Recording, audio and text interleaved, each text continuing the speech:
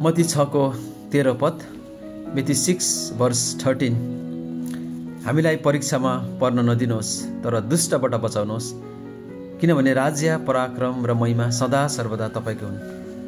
Do not lead us into temptation, but deliver us from the evil. For yours is the kingdom, the power and the glory, forever and ever. Amen. यहाँहरु सबैलाई जय मसीह छ अनि good morning पनि भन्न चाहन्छु। यहाँहरु सबैले यो वचनलाई सुरुदेखि अन्तसम्म सुनिदिनु होला। माथि मैले युट्युब च्यानलको लिंक दिएको छु। धेरै कम्ती मानिसहरूले मात्रै वचन सुन्ने गर्दछ। यी दिनहरुमा वचन सुन्नेको धेरै कमी छ। त्यसले गर्दाखेरि यहाँहरु सबैले वचन चाहिँ सुनिदिनु होला। सुरुदेखि अन्तसम्म सुनिदिनु होला र त्यसबाट तपाईले केही फाइदा लिनुहोस् र तपाईले केही कुरा सिक्ने कोसिस गर्नुहोस्। हुन्छ, यहाँ मत्ती 6 को 13 पद आज विशेष म फोकस गरिरहेको छु। यहाँनिर प्रभुले हामीलाई सिकाउनु भयो, यस्तो प्रार्थना हामीलाई सिकाउनु भयो कि है हामीलाई परीक्षामा पर्न नदिनुहोस् तर दुष्टबाट बचाउनुहोस् भनेर। यो चाहिँ प्रभुले हामीलाई खास भन्नु चाहेको चाहिँ यो एउटा रिक्वेस्ट, एउटा बिन्ती हो अनि परमेश्वरलाई निर्देशन माग्नु हो र उहाँलाई सुरक्षाको लागि चाहिँ प्रार्थना गर्नु हो। यो चाहिँ यी कुराहरू लुकेको छ है।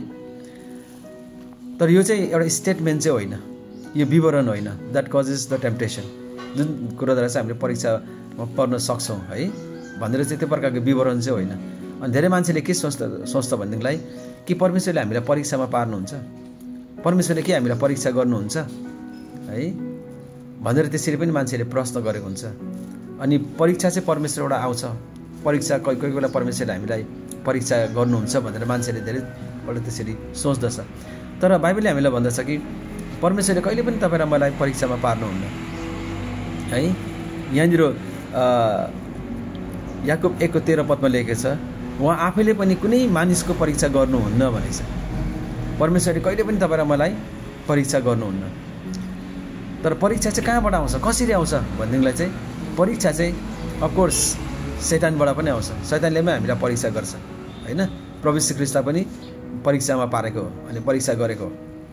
तर बाइबलले चाहिँ हामीलाई अझै के भन्छ भने परीक्षा चाहिँ कहाँबाट आउँछ भन्नेलाई चाहिँ त्यही याकुब 1 को 14 पदले भन्छ, तर हरेक मानिस आफ्नै खराब इच्छाद्वारा लोभिएर परीक्षामा पर्दछ है। यसरी लेखेको छ यहाँ चाहिँ हरेक मानिस चाहिँ हामी सबैजना चाहिँ हाम्रो खराब इच्छाद्वारा, ब्याड डिजायर्स, खराब इच्छाद्वारा चाहिँ मानिसहरू चाहिँ के गर्दो रहेछ, परीक्षामा पर्दो रहेछ। अनि ती खराब इच्छाहरू चाहिँ के हुन् त? बाइबलमा हामीलाई प्रश्न लेखेको छ है।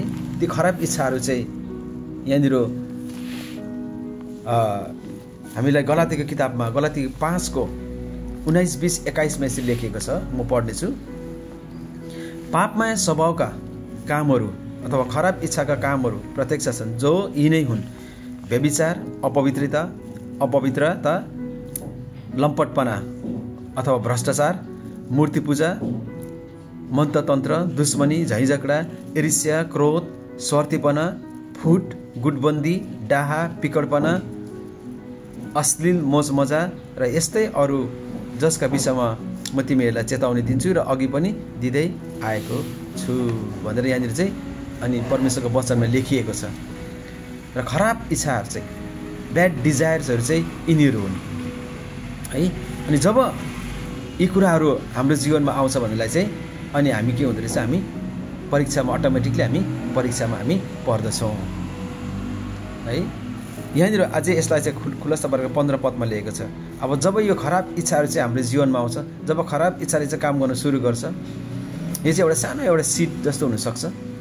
किनभने अब पाप चाहिँ के हुनेलाई is a matter of heart हो। यो sin is a matter of heart हुन्छ होइन।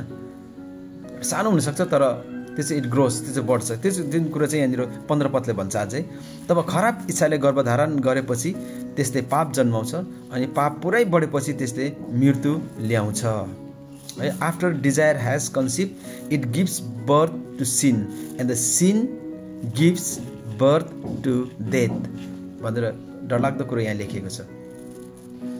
तब खराब इच्छाले चाहिँ के गर्दो रहेछ, गर्भधारण गर्दो रहेछ अनि त्यो गर्भधारण गरेपछि चाहिँ त्यसले पाप जन्माउँदो रहेछ है। त्यो ब्याड डिजायर मैले भने नि, त्यो पाप सानोभन्दा सानो हुनसक्छ त्यो डिजायर, त्यो इच्छामा हाम्रो होइन। मनमा हाम्रो हृदयमा अथवा हाम्रो जीवनमा सानोभन्दा सानो मैले भनिहालेँ seen it is a matter of heart. Matter भनेको एकदमै सानो होइन, सानोभन्दा सानो धुलोको कण जस्तो हुनसक्छ, तर त्यो चाहिँ के गर्दो रहेछ, पाप चाहिँ बढ्दो रहेछ। बाइबलले चाहिँ के भनेको छ, सिन इट ग्रोज भनेको छ है। पाप चाहिँ के गर्दो रहेछ, जहिले पनि पाप बढ्छ। त्यो कुरो तपाईँलाई मलाई थाहा हुनुपर्छ। त्यो बिस्तारै बढ्दै जान्छ त्यो होइन। अनि त्यसले के हुन्छ, त्यसले चाहिँ के गर्दो रहेछ, मृत्यु उत्पन्न गराउँछ। पुरा पाप बढेपछि त्यसले चाहिँ के गर्छ, मृत्यु उत्पन्न गर्छ। त्यस कारण बाइबलले भन्छ पापको ज्याला चाहिँ मृत्यु हो भनेर हामीलाई रोमी किताबमा भनेको छ होइन। For the wages of sin is death भनेको छ। त्यो पापको ज्याला चाहिँ हामीले हामी पाप गर्छौँ भनेलाई चाहिँ त्यसको ज्याला हामीले तिर्नै पर्ने हुन्छ। अनि त्यो ज्याला चाहिँ के हो, मृत्यु हो। त्यस कारणले गर्दाखेरि अनि म तपाईँलाई एउटा यहाँ सानो उदाहरण भनिहाल्नु पऱ्यो होइन। पाप चाहिँ बढ्छ, जब बढेपछि कसरी मृत्यु उत्पन्न गराउँछ भनेदेखिलाई चाहिँ एउटा सानो एउटा कथा भन्नु पऱ्यो तपाईँहरूलाई। एउटा मान्छे एक दिन ऊ जङ्गलबाट आउँदै थिएछ। अनि जङ्गलबाट आउँदै गर्दाखेरि बाटोमा उसले एउटा बाघको बच्चालाई भेट्छ, पाउँछ है। त्यो डमरू भन्छ, इङ्ग्लिसमा कब भन्छ है, टाइगर बेबी। अनि त्यो टाइगरको त्यो बाघको बच्चालाई चाहिँ उसले एकदमै सुन्दर देख्छ। अनि त्यहाँ बाटोमा खेल्दै गरेको हुन्छ। अनि उसले आफ्नो हातमा लिन्छ, एकदमै सानो हुन्छ होइन। बिरालुको बच्चा जस्तो हुन्छ, कस्तो सुन्दर हुन्छ होइन। सानोमा बाघको बच्चा त झन् एकदमै सुन्दर, धर्का भएको होइन। अनि उसले हातमा लिन्छ, अनि उसलाई माया लाग्छ। अनि उसले घरमा लिएर आउँछ। घरमा लिएर आएर उसले पालन पोषण गर्नु थाल्छ। अनि त्यो बाघसँग नै सधैँ होइन खाने, सँगै सुत्ने, सँगै हिँड्ने गर्ने, अनि आफ्नै हातमा लिएर खेलाउने। अनि बिस्तारोसँगले के हुन्छ, त्यो बाघको बच्चा चाहिँ बढ्दै जान्छ। अलिक बढ्दै ठुलो हुन्छ होइन। अनि त्यो के हुन्छ, केही वर्षपछि धेरै ठुलो हुन्छ। ठुलो भएपछि चाहिँ अनि एक दिन ऊ त्यसरी नै खेल्दै गरेको हुन्छ। किनभनेदेखिलाई एनिमल्स त एनिमल नै होइन, एनिमल त एनिमल नै हो। अब उसको स्वभाव नै, बाघको स्वभाव त अब के अरे मानिसलाई एट्याक गर्ने हो। अनि बाघको स्वभाव त त्यही हो। उसले त होइन, जब भोक लाग्छ उसले त मालिक पनि चिन्दैन होइन, कुनै बालबच्चा चिन्दैन, कुनै पशु प्राणी केही पनि चिन्दैन उसले, किनभने उसले आफ्नो पेट भर्नु छ। अनि के हुन्छ भनेदेखि एक दिन यसरी खेल्दै गर्दाखेरि उसलाई साह्रो भोक लाग्छ। अनि त्यही मालिकलाई चाहिँ के गर्छ, उसले एट्याक गर्छ र खाइदिन्छ। र मैले भन्नु चाहेको चाहिँ के भन्नुलाई, पाप पनि त्यस्तो हो। आज तपाईँ र मेरो अगाडि यो सानो हुनसक्छ होइन, केही पनि होइन भन्ने कुरो। आज तपाईँ कतिजना नराम्रो सेवन गर्नुहुन्छ होला होइन, खाने पिउने कुराहरू, अथवा जुन तपाईँले पाप गरिरहेको छ होइन, विभिन्न प्रकारको कुरा अहिले बाइबलमा भने जस्तो हामीले होइन, व्यभिचार, अपवित्रता कुराहरू, भ्रष्टाचारको कुराहरू होइन, तन्त्र मन्त्र, झैँ झगडाको कुराहरू, ईर्ष्या, क्रोध, विरोध, सानो हुनसक्छ है। तर त्यो के हुन्छ, त्यो एक दिन त्यो बढ्दै जान्छ। अनि त्यो पुरा बढेपछि चाहिँ एक दिन त्यस्तै तपाईँ र मलाई नरकमा लान्छ, हामीलाई खाइदिन्छ, खत्तम बनाइदिन्छ है। त्यस कारण नै यहाँनिर प्रभुले चाहिँ हामीलाई विशेष आजको बिहान हामीलाई सिकाउनु भएको चाहिँ यस्तो कुराहरूबाट है, त्यो दुष्ट कुराहरूबाट चाहिँ बचाउनुहोस् भनेर तिमीले चाहिँ परमेश्वरलाई चाहिँ बिन्ती गर्नु, रिक्वेस्ट गर्नु, तिमीले है निर्देशन माग्नु, परमेश्वरलाई गाइडेन्स माग्नु, कसरी जीवनलाई अगाडि बढाउने, कसरी पवित्रताको जीवन जिउने, त्यसको गाइडेन्स माग्नु परमेश्वरलाई। र सुरक्षा माग्नु, दुष्टबाट तिमीले सुरक्षा माग्नु, प्रोटेक्सन माग्नु है। त्यसरी तिमीले प्रार्थना गर्नु भनेर चाहिँ विशेष प्रभुले हामीलाई सिकाउनु भएको। तर परमेश्वरले हामीलाई चाहिँ कहिले पनि परीक्षामा चाहिँ पार्नुहुन्न। उहाँले हामीलाई कहिले पनि he will not lead us into temptation. उहाँले हामीलाई परीक्षामा कहिले पनि डराउनु हुँदैन। परीक्षा उहाँबाट कहिले पनि आउँदैन। तर परीक्षा चाहिँ हामी आफैबाट आउँदो रहेछ, हाम्रो इच्छाबाट, हाम्रो डिजायरबाट, हाम्रो खराब डिजायरबाट चाहिँ, खराब इच्छाद्वारा चाहिँ त्यो परीक्षामा चाहिँ तपाईँ र म पर्दो रहेछौँ। यो कुरा तपाईँ र मैले यति मात्रै बुझ्यो भने यस बिहानी हामीले धेरै कुरा हामी आशिष हामी पाउनेछौँ। तर यो खराब इच्छा त्यो परीक्षा सँगसँगै परमेश्वरले हामीलाई उम्कने बाटो पनि दिनुहुन्छ।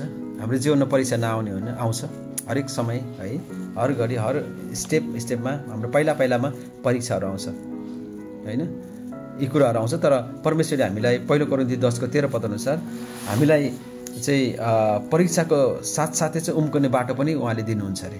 त्यो उम्कने बाटो पनि हामीलाई बनाउनु भएको छ। तर त्यति बेला त्यो बाटो चाहिँ हामीले त्यो बाटोमा चाहिँ हामी कुद्नु सक्नुपर्छ है, हामी भाग्नु सक्नुपर्छ।